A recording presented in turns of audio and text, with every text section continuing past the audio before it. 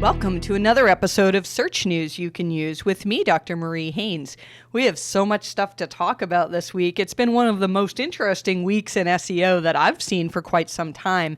In this episode, I'm going to talk to you a little bit about this Google outage that happened on August 10th. I'm sure you've heard of it. It caused quite a stir, and I actually think that there's a lot that we can learn from what happened at this time.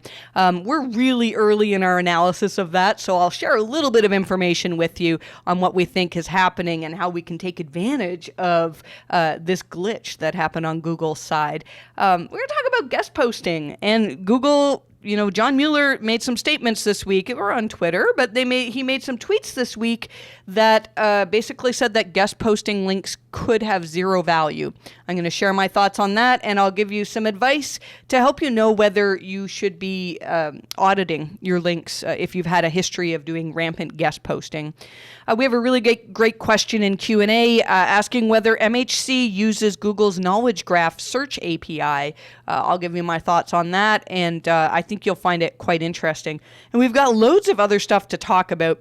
This podcast episode correlates with our online episode of Search News You Can Use, which you can find at mariehaynes.com/newsletter. It's published on August 12th of 2020, and this is episode number 145. So pretty much everything that I talk about in this podcast episode is covered to some extent in newsletter as well, and newsletter has way more stuff than I'm talking about now because this is really one of the best episodes of newsletter I think we've ever had. Lots of great tips in it. I learned a lot from some of the stuff that my team wrote, so this is it's a really great episode. Let's talk about this massive glitch from Google. So August 10th of 2020, it was a Monday, and at some point in the afternoon, some SEOs started noticing that things were going a little bit wonky in terms of rankings. Some SEOs were pretty happy with this, but a lot of people were not, saying that they had lost massive amounts of traffic, and it really looked like it was a significant Google update. Now, ironically, I was not online Monday afternoon, and I say ironically because some of you who have met me in person know the running joke is that whenever Google runs a major update, I'm traveling. And I'm not. I think it's funny because I really don't think Google says, "Oh, Marie Haynes is traveling, let's run an update." They've got a timeline, but it has happened so many times. If you remember, 2000, when Penguin 4.0 ran, 2016, we'd been waiting for 2 years for Google to update Penguin, and on the day that they did it, and at that point, Penguin really was the majority of my work was dealing with websites that had link issues that were suppressed by the Penguin algorithm, and I was away when I was traveling. I was on a train when that happened. I'd waited for 2 years, and Google ran this when one of the very few times I was offline. Well, sure enough, I was offline on Monday afternoon as well. And so it was quite a shock when just before bed, I thought, I'll just check Twitter. And it was probably around 11:30.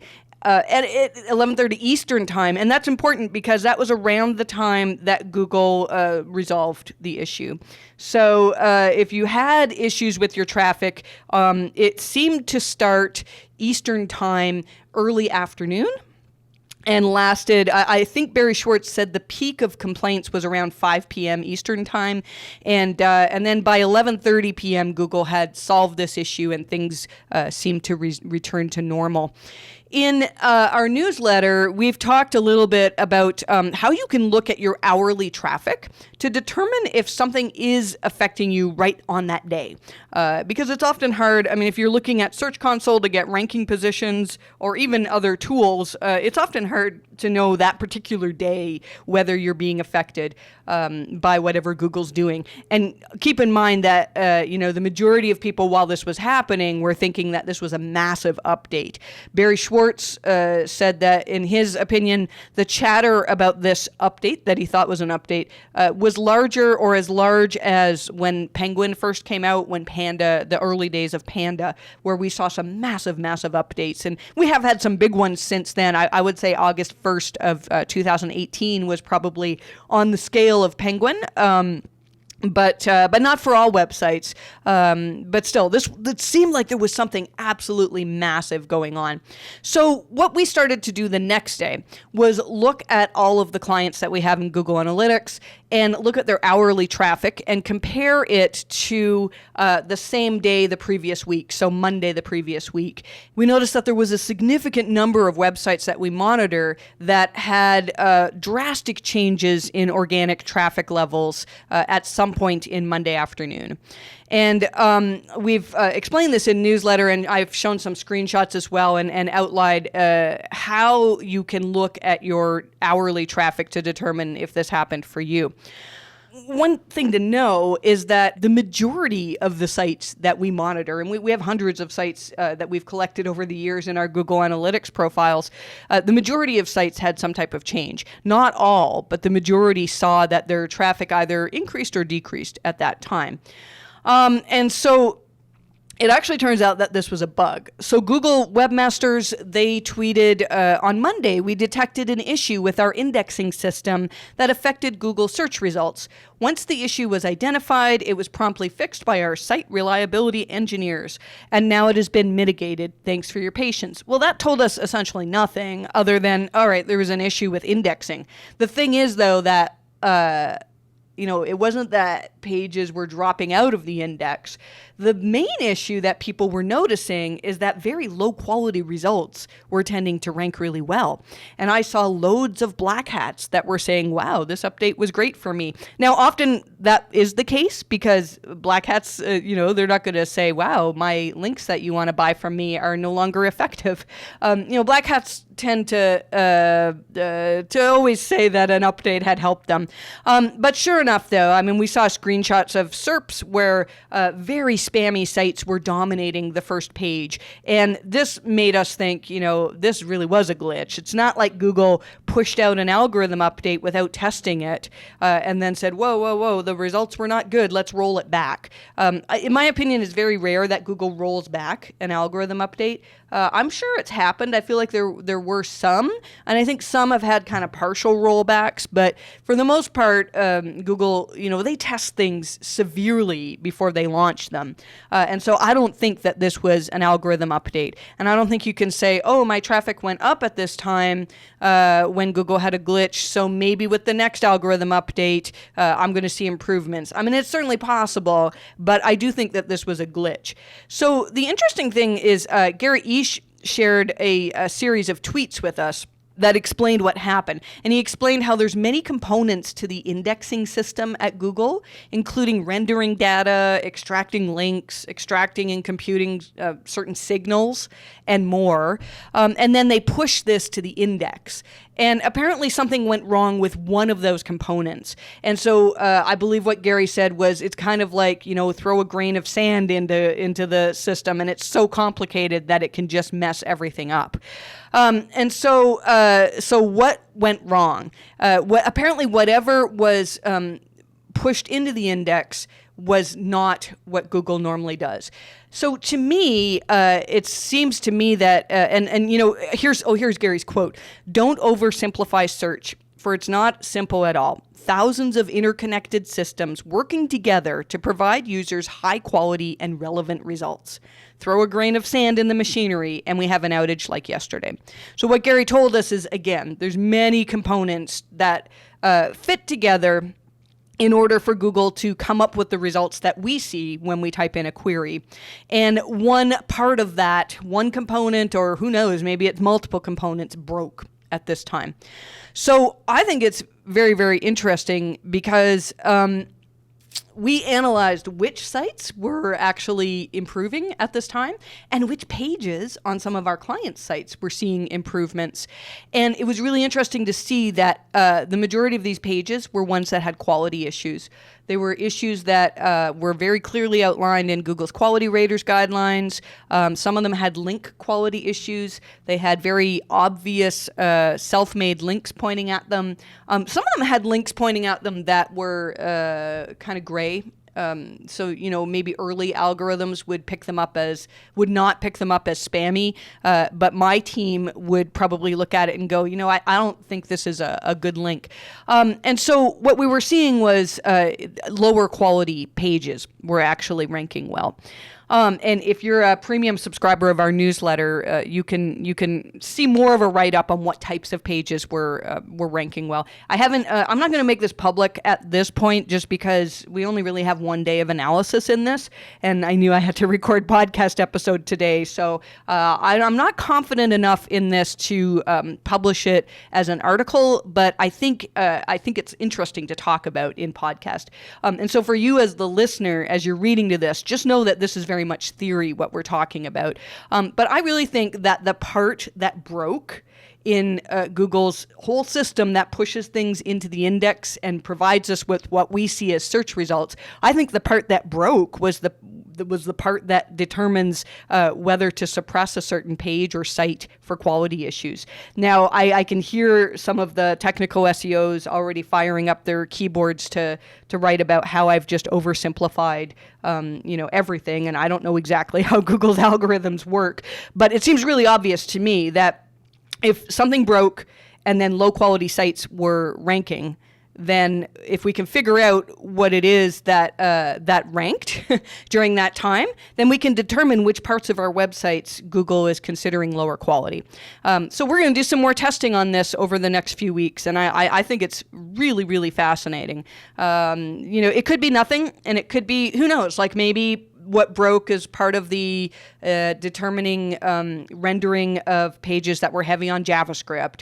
And, so maybe some very high quality pages dropped out of the index. I don't know. It's possible. But I really think that Google is, they have all these systems to determine what is low quality, what is something that would make a page untrustworthy so that we wouldn't want to show it to our users. Something that Glenn Gabe pointed out as well is that it's a large number of medical sites that were hit with previous core updates saw improvements with this glitch. And so that sort of leads some evidence as well to say that perhaps Google has a system to just suppress sites that have quality issues. I'm sure it's way more complicated than I've just explained, but we're going to do more research on that. I think this is really fascinating stuff. I did mention in the last podcast episode that we were going to look in more detail on the July 21st and July 27th changes. I'm not going to share too much about that right now because it's really odd. When we look at it, it doesn't look like a typical tweak of a core update, but we had a good number of sites on both of those days, more on the 27th of July, that saw either increases or decreases that were not reflected in other search engines. And that's usually, that's got to be a sign that Google changed something, right? And so we've described this more in newsletter, but if your traffic was affected on either of these days, it's a very interesting thing, and it's something where we probably want to do a little bit more research to figure out what happened. One of the sites, well, actually several of the sites, clients of ours that saw improvements. One of the things that we noticed was that they had received way more people also asks. I go into more detail again in newsletter, but I thought I'd share with you a little bit about how we determined that these websites had more people also ask boxes than they did before. And this is where our sponsor comes in. I mentioned last week that Semrush has jumped up to sponsor us, and that is a really fantastic thing because my team and I use Semrush every single day, and we would be lost without it. It's such a fantastic tool. And yes, they are paying me to say this, but I would have said it regardless. I've said it before that Semrush has some fantastic stuff about it. So when we were doing our analysis, there were some things that just weren't lining up. We had sites that didn't see a loss in keyword rankings for their main keywords, but did see a loss in clicks. And we had other sites that were the opposite. They, their posts did not improve in terms of keyword rankings. Their main keywords, they were always ranking really well for them, but yet they started to get way more traffic. And it didn't look like it was just more people were searching for this term. There was something else going on. And so what we noticed for several of these sites is that they had way more people also ask results than they had before this July 21st or 27th update. So the way we checked that is in the organic traffic section of Semrush. You can put in a URL. So it can be a URL on your site. It can be a competitor's URL. You don't need to, it's not like Search Console where you can only look at data from just your own site. And there's tons of stuff you can do with that URL. I'm going to focus on just the people also asks for right now. This is outlined in newsletter. I've got a screenshot that shows exactly how this works. So if you want to try it out for your own site, you certainly can. But you click on positions and there's a drop down that shows you SERP features. And so you can see whether that SERP the SERPs that URL is ranking for, whether they have things like a featured snippet or a local pack, or people also ask, FAQs, things like that, image packs, and other things. And so the other thing you can do if you have a guru plan at Semrush is set the date back to show previous months. And so what we did in our client's case is we put in one URL that was performing well, and we found that in June, so this is before the July changes, it's only on a month-by-month basis as far as I can see. In June, this particular URL ranked, had keywords that displayed 126 people also asks. After the update, they had 245. And so this can explain why they were seeing more clicks. Their organic rankings hadn't changed, but their people also, they were featured in the people also ask. And this was a medical site where people would tend to click on these. You know, you type in a query and Google sort of says, oh, well, you know, people who have this query, they also ask these questions. And then they would feature our client's site in there. And the other cool thing with what Semrush does with this is you can actually get screenshots of the SERPs. And so if you wanted to say to a client, you know, look, your traffic is down and we don't think it's because we're doing anything wrong. Maybe it's because Google never used to show us a people also ask, and now they've put it in there and that's pushed your organic ranking down. Or maybe there's a particular keyword where Google is now showing an image carousel, and that has made it so that the number one organic listing is not as highly featured. And those are things that are very hard to pick out with the tools that we have for free with things like Search Console. So if you want to try this out for yourself, again, we mentioned last week that Semrush is sponsoring us, and every week they're going to be giving us a promo that you can use.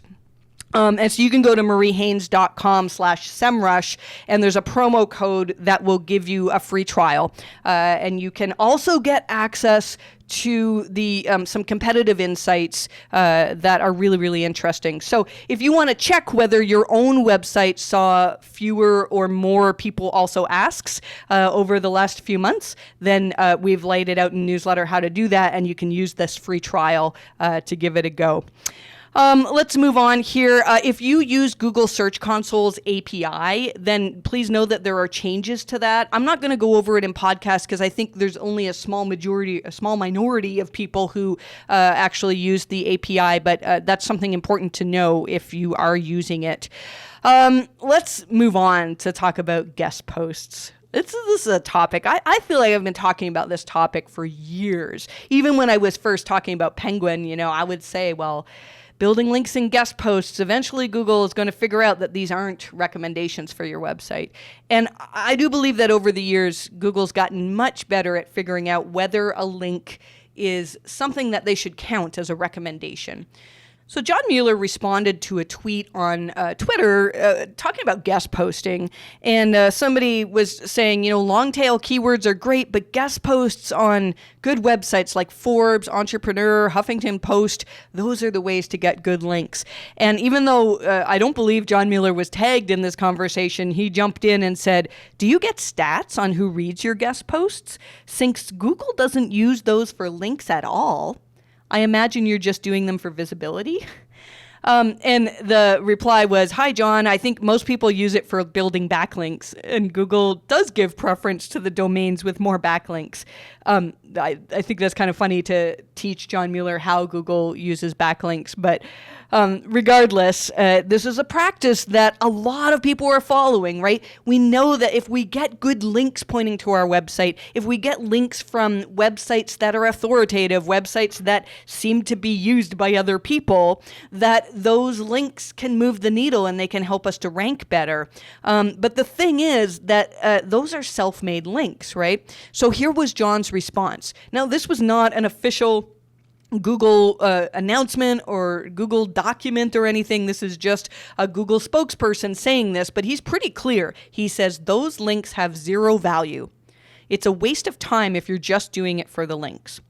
So I'm trying to figure out how to explain this in a way that I haven't said many times before. But I think it's very, very important because so many of you, and many of you who are listening to this podcast episode, are building links through guest posting. And I would say that some of those could be maybe okay, but the vast majority of them, I do think they're being ignored by Google. So the discussion that always comes up is, people will say, well, no, it still works for me. Like, I posted these guest posts and my rankings went up. And maybe it's true, but there are many other people, and you can see the responses, and I retweeted this, and there's tons of responses of people saying, you know what, I used to do guest posting and it's not fruitful for me anymore. So now, one thing to know, it's unclear from John's tweet whether he was saying that guest post links from just publications like Forbes are ignored, or whether Google tries to ignore all guest post links. Now, it was several years ago, Gary Ish told us that Google was really good at determining on Forbes which links to ignore. And our thought was that there are some links on Forbes that Google would want to count. For example, if somebody on Forbes wrote an article about Google penalties, and they linked to an article that I wrote on Google penalties, then that's probably a good indication that my article on Google penalties is worth recommending, right? And let's say, I get other people linking to it. It sends all these signals to Google to say, other people are recommending my article on penalties. And so when people search for that, maybe my article's a good one to surface for them. Now, what if I found a way to become a contributor on Forbes?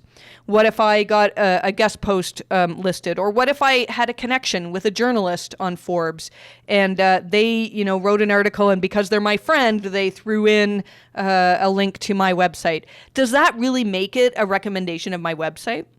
I know people will argue that whoever published this, so Forbes, whoever the main editor is for that section, had to make an editorial decision to say, yeah, this is a good article, we'll publish it. But do you think that makes it a recommendation for my content? It doesn't, right? So I think the people who are arguing that, yes, we should still be guest posting and it works as a really good way to get links, maybe some of your efforts are working, but Google has told us repeatedly that this is not a good idea.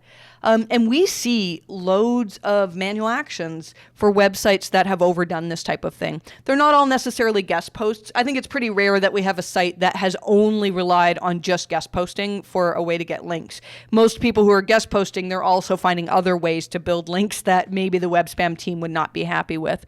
But we get guest posts all the time given as examples as unnatural links. And I'll tell you, when we first started getting these, all of the examples were keyword anchored guest posts. So for example, if I wrote a guest post and I got it published on, say, Moz, and I linked back to my site with the words Google penalty expert, then, that's a keyword anchored link, and Google, even many years ago, would probably take issue with that. We've had discussions for many years on that. And the general consensus amongst many SEOs, which I don't agree with, is that if you just change that anchor so it's not a keyword you want to rank for, then it's a good link. So maybe we change the anchor just to show my URL. Or maybe we change it so that the words that are linked are not particularly ones we want to rank for. Maybe it's like, Marie Haynes has done a lot of penalty work, and that links to my website. We still see links like that given as examples in when we get manual actions. to clean up. So this is very, very important. So the question that everybody has is, well, I've done some guest posting in the past. Do I need to disavow those links? While guest posting is unnatural for the most part, and I'll talk in a minute about some guest post links that may be okay, but while it's unnatural, the thing that really matters, in my opinion, is scale. So I have clients that years ago, we discovered that guest posting was working for us. And so many, many years ago, we did guest posting, and not on a massive scale, but we would do like 2 or 3 a month for local clients. And we would get guest posts published in local blogs. And these seemed to really, really work. Now, I don't do a lot of that type of local SEO anymore, but I do believe that some local guest posting might be all right. And the way that you would determine if this could help is if those links actually truly bring you customers or bring you amazing brand awareness. So one thing that I would recommend doing as you're guest posting is seeing, are people actually clicking on those links? Are people coming to your website and converting? Would you want those links even if they were no followed? And so, for example, again, if I got a link, a post published on Semrush, if they did an interview with me and I mentioned something that references a post on my website, people click on that link and they go to my website. And so that's probably a signal to Google that this link actually is a recommendation because people were following it to find more information. This is a link that probably is relevant. So going back to my clients where we did a very small handful of guest posting many years ago, what I would recommend is just ignoring those now.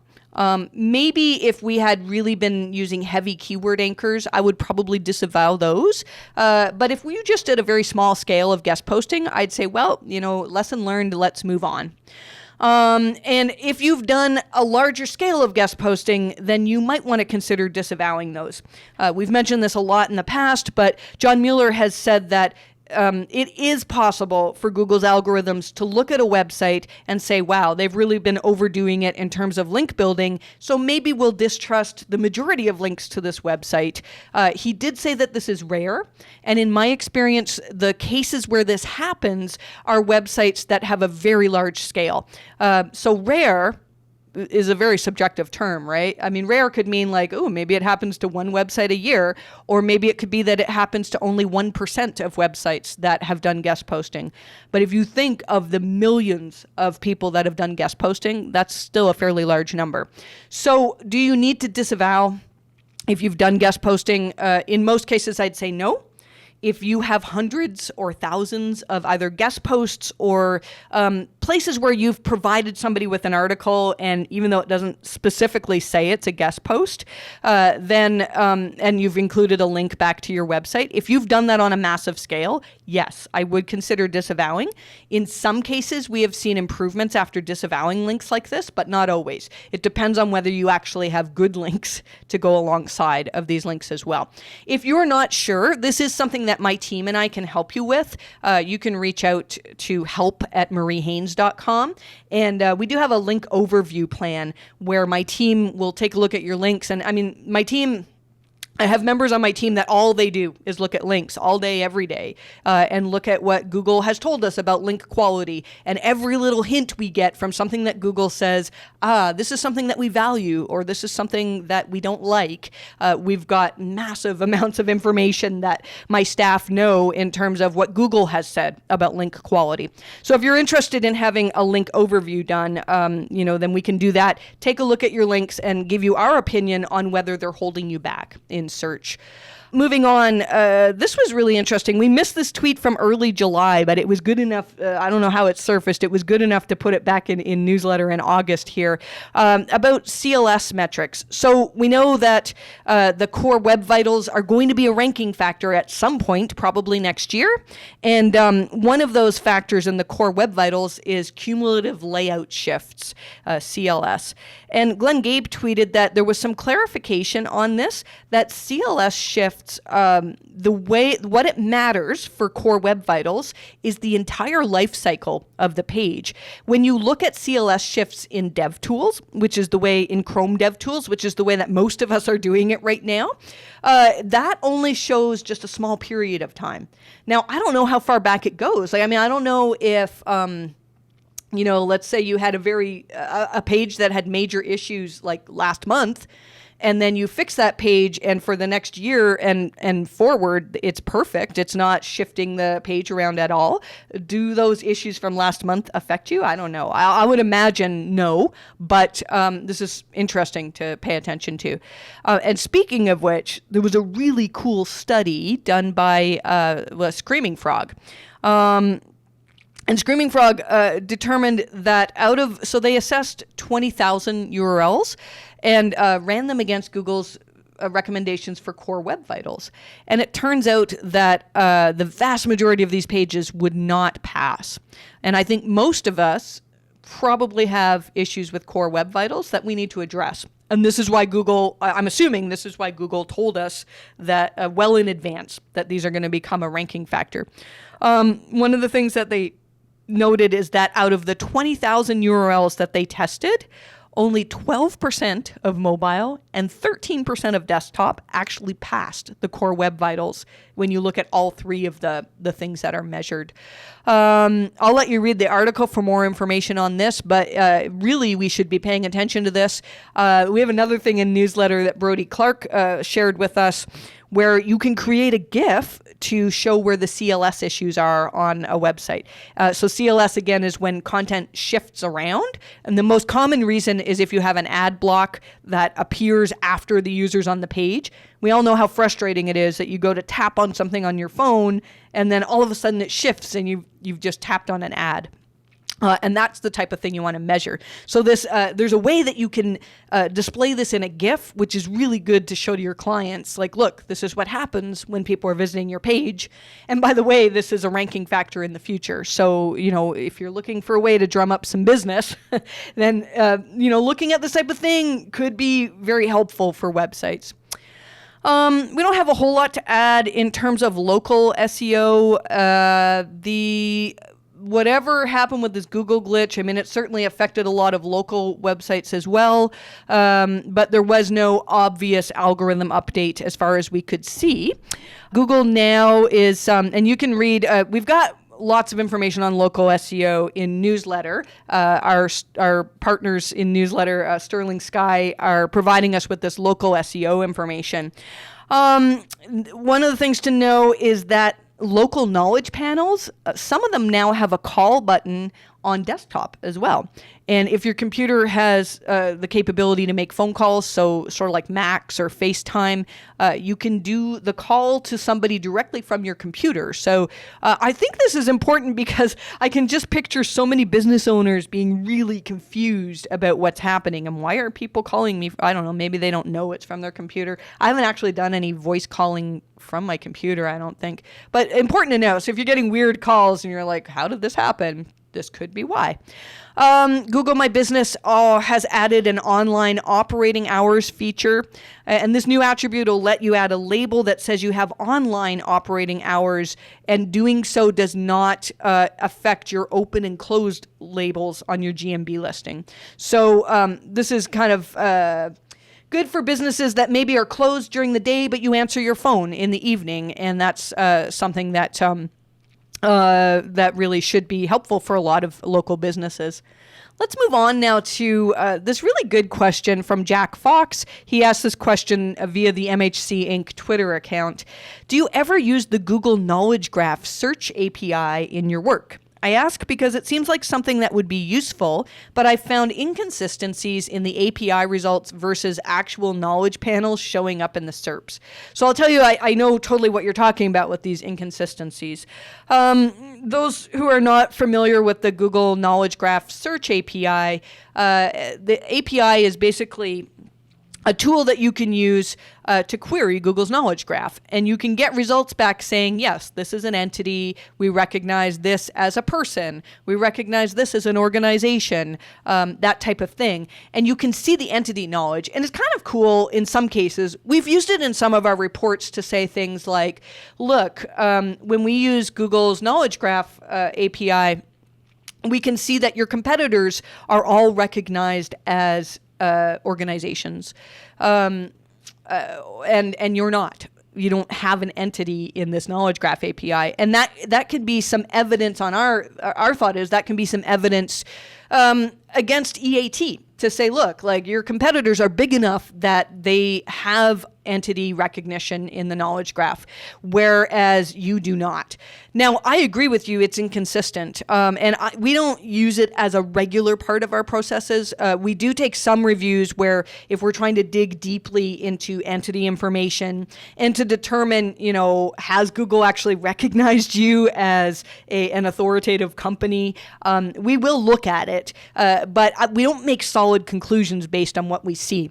I swore that you used to be able to just query that API via without actually using the API, so that you could actually just use a tool on Google's page and put in a keyword and you would get the entities back. And I can't find that now. So what we do usually use, though, is Carl Hendry's tool. I'm sure if you Google Carl Hendry knowledge panel or knowledge graph search, you should be able to find it. And so that API is kind of cool. You can put in, again, brand names of competitors and see, are they listed? Are you listed? Why not? And one reason might be, let's say your competitor has a Wikipedia page. Well, that's something that feeds into the knowledge graph and can feed Google with entity information. And so we might say, look, we feel like there's enough evidence, there's enough information around the web on your company. You've been covered enough in the press. We do feel like you could get a Wikipedia page.